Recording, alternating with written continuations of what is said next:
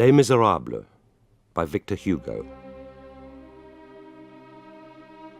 At the beginning of October 1815, about an hour before sunset, a man travelling on foot entered the town of Digne. The few people who happened to be at their windows or doorways observed him with a vague misgiving. It would have been hard to find a traveller of a more disreputable aspect. He was a man of medium height, broad-shouldered and robust, who might have been in his late 40s. A cap with a low-leathered peak half hid his face. He wore threadbare trousers and a tattered grey jacket. On his back was a new and bulging soldier's knapsack, and he carried a very large knotted stick. His stockingless feet were in hobnail shoes, and his beard was long. He turned towards the town hall, which he entered, emerging from it a quarter of an hour later. The stranger then made for an inn, and entered by way of a kitchen which opened directly onto the street. All the cooking stoves were lighted, and a fire burned brightly in the hearth. The innkeeper, who was also the cook, was busy amongst his pots and pans. "What can I do for you, monsieur?" "A meal and a bed," said the stranger. "By all means." But at this moment the innkeeper turned his head. After glancing at the visitor, he added, "Provided you can pay for it." "I have money," said the stranger, producing a shabby leather purse from his jacket pocket. "In that case, you're welcome." The man returned the purse to his pocket, dropped his knapsack on the floor by the door, and keeping hold of his stick, seated himself on a low stool by the fire. While the stranger warmed himself, seated with his back turned to the room, the worthy innkeeper, Jacquin Labarre, got a pencil out of his pocket and tore a strip off a newspaper lying on a table by the window. He scribbled a line or two, folded the strip, and handed it to a youngster who appeared to serve him as a scullery boy and personal attendant. He murmured a few words, and the boy ran off in the direction of the town hall. The stranger had seen nothing of this. He asked, "Will dinner soon be ready?" "Quite soon," the innkeeper replied. The boy returned with a scrap of paper, and the innkeeper unfolded it with the promptness of someone who has been anxious for a reply. He read the message with care, then nodded his head and stood for a moment reflecting.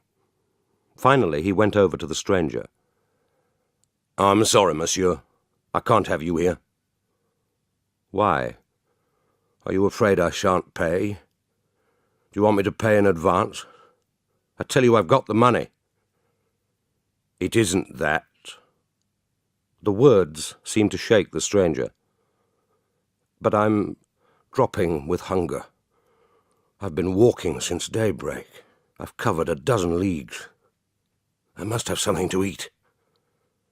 The innkeeper bent over him and said in a deliberate tone, "Get out." The man rose, took up his knapsack, and left. He walked off, seemingly at random along the main street, keeping close to the house fronts, his attitude one of dejected humiliation.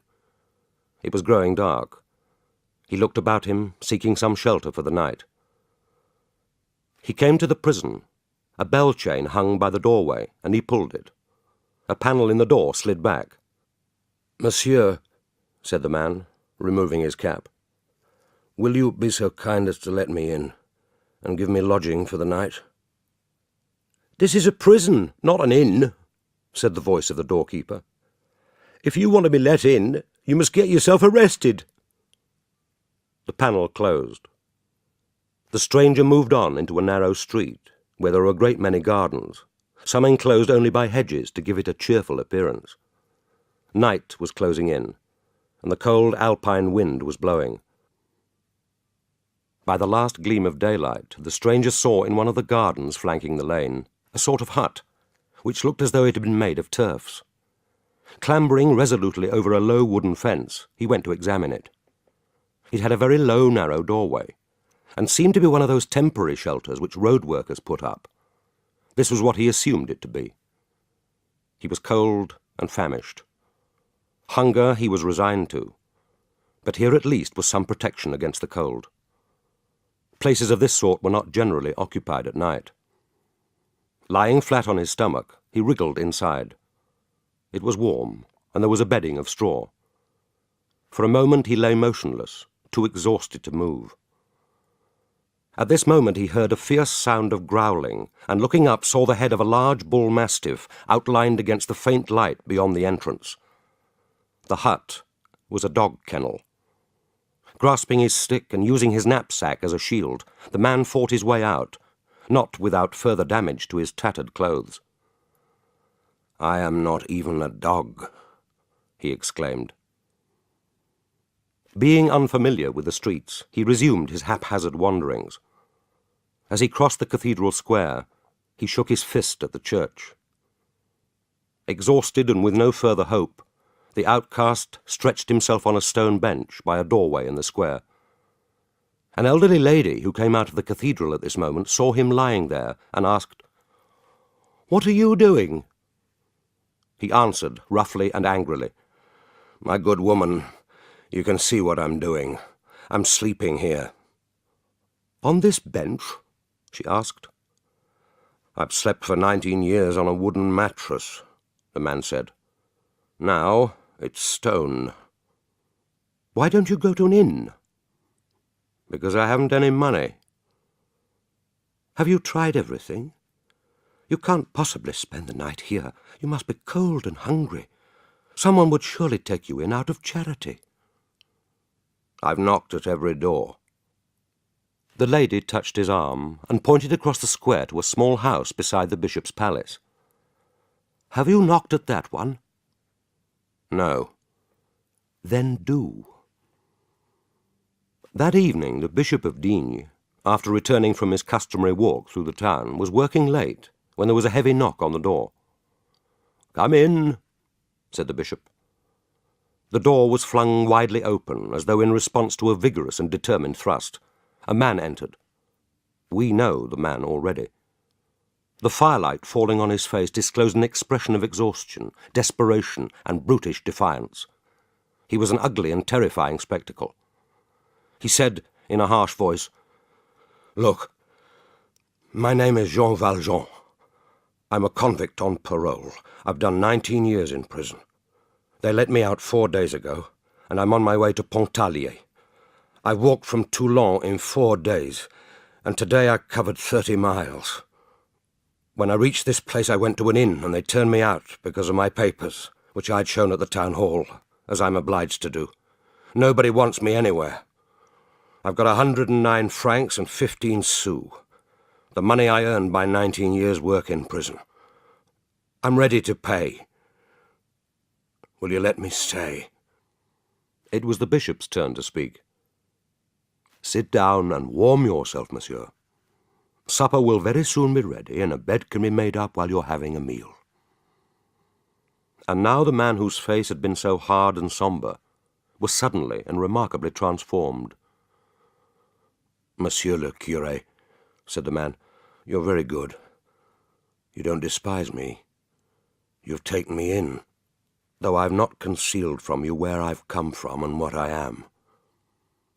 The bishop laid a hand gently on his arm. "You need have told me nothing. This house is not mine, but Christ's. It does not ask a man his name, but whether he is in need. You are in trouble. You are hungry and thirsty, and so you are welcome. You need not thank me for receiving you in my house. Everything in it is yours. Why should I ask your name? In any case, I knew it before you told me." The man looked up with startled eyes. "You know my name?" "Of course," said the bishop. "Your name is Brother." After the meal, the bishop picked up one of 2 silver candlesticks on the table and handed the other to his guest, saying, "I will show you to your room, monsieur." The man followed him. In the small room, the bed was newly made. The man put his candle on a little table. "Sleep well," said the bishop. "Before you leave tomorrow, you must have a bowl of warm milk from our cows." "Thank you, Monsieur l'Abbé," the man said. The bishop gravely raised his right hand, the first 2 fingers extended, and blessed the man, after which he turned, and without looking back, went to his own room. As for the man, he was so utterly exhausted that he could not even enjoy the luxury of clean white sheets. After blowing out the candle with his nostril, as convicts do, he stretched himself fully clad on the bed and sank instantly into a profound slumber. Jean Valjean came from a very poor peasant family in Brie. All his youth had been spent in hard and ill-paid labour. He was never known to have a sweetheart, having no time to fall in love. His work as a tree pruner brought him 24 sous a day during the season, and at other times he worked as a harvester, cattleman, or at any other form of casual labour. And then came a particularly hard winter. Jean was out of work, and there was no food in the house. Literally no bread. One Sunday night, when the baker was getting ready for bed, he heard a sound of shattered glass from his barred shop window. He reached the spot in time to see an arm thrust through a hole in the pane. The hand grasped the loaf, and the thief made off at a run. The baker chased and caught him. He had thrown away the loaf, but his arm was bleeding. The thief was Jean Valjean. This was in the year 1795. Valjean was tried in the local court for housebreaking and robbery. He was found guilty. The penal code was explicit. Jean Valjean was sentenced to 5 years' hard labour. He was taken to Toulon, where he arrived chained by the neck, after a journey of 27 days in a cart. Here he was clad in a red smock, and everything that had been his life was blotted out, even to his name. He was no longer Jean Valjean, but number 24601. Jean Valjean's first chance to escape came towards the end of his 4th year. His fellow prisoners helped him, as was customary. He got away, and for 2 days drifted in freedom through the countryside. If to be tracked is freedom, to be constantly on the alert, to tremble at every sound. On the evening of the 2nd day he was caught. He had neither eaten nor slept for 36 hours. The tribunal added 3 years to his sentence, making 8 in all. His second turn came in the 6th year, and again he used it, but with even less success. His absence was discovered at roll call. The alarm gun was fired, and that night the watch found him in the dockyard, hiding beneath the keel of a vessel which was under construction. He fought against them, and for the crimes of attempted escape and resisting arrest, the code prescribed the penalty of an additional 5 years, 2 in double chains. 13 years. His third turn came in the 10th year, and again he tried and failed. For this he got another 3 years, making 16. It was in the 13th year, I believe, that he made his last attempt. He was out for only 4 hours, but they cost him another 3 years. 19 years altogether. He was released in October 1815, after being imprisoned in 1795 for having broken a window pane and stolen a loaf of bread. Jean Valjean had gone to imprisonment, despairing. He emerged, grim-faced.